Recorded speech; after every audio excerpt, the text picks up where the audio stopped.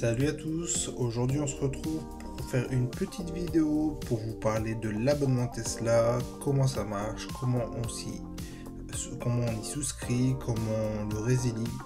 On va voir tout cela ensemble. Et tout se passe sur l'application Tesla. Donc déjà, qu'est-ce que c'est l'abonnement Tesla?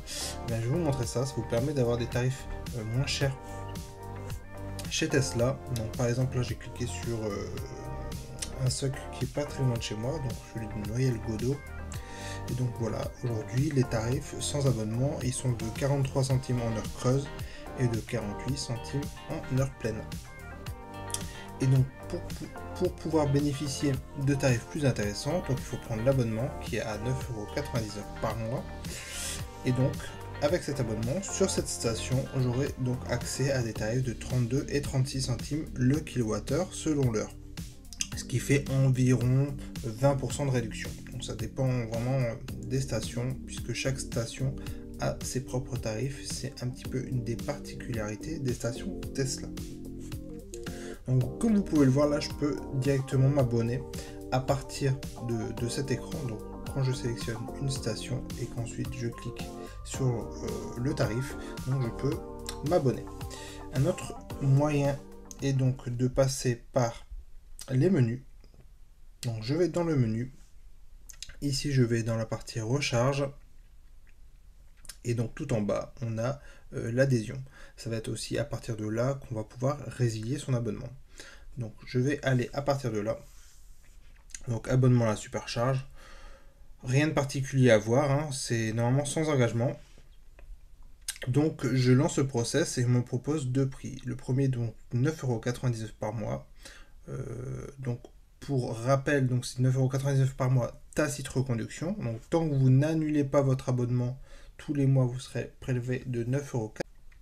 Si vous êtes un gros chargeur sur superchargeur, ça peut être intéressant de prendre l'abonnement de 100 € par an, puisque c'est comme si on avait 2 mois gratuits. Moi, c'est juste 9,99 € par mois qui m'intéresse ici, puisque je vais le prendre uniquement pour les vacances d'été. Donc, nous sommes en juillet 2024. Donc là, je valide ça. On me demande de confirmer certaines informations, mon adresse de facturation. On a donc les conditions d'utilisation à accepter, comme d'habitude.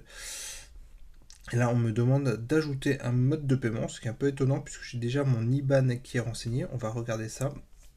Voilà, on me demande de sélectionner. Donc là, je vais sélectionner mon IBAN. Donc c'est fait. Voilà, mode de paiement mis à jour, très bien. Et on va me demander de mettre à jour mon profil de facturation. Donc je vais juste vérifier que tout est OK au niveau adresse postale, entre autres. Tout est bon pour moi. C'est un petit peu long, voilà. Donc maintenant, je n'ai plus qu'à cliquer sur démarrer l'adhésion. Donc vous voyez, le process est très simple. Il faut juste vérifier son adresse postale pour la facturation, y renseigner un moyen de paiement, donc ça peut être une carte bleue ou un IBAN. Moi personnellement, je préfère les IBAN. Chacun fait comme il souhaite. Et voilà, donc là, j'ai fini mon adhésion. Et ici, maintenant, on a les informations. Donc, renouvellement le 4 août 2024. Et je peux annuler l'adhésion à partir de cet écran. Donc, on est toujours dans le même endroit. Je vous montre. Donc, on retourne sur l'écran principal. Le menu hamburger. Recharge. Adhésion. Et donc ici, on a bien l'adhésion qui est en cours avec le bouton pour annuler l'adhésion. Voici pour cette petite vidéo qui était très simple, très courte. C'était vraiment pour les personnes qui ont un petit peu peur de faire des bêtises. Donc voilà.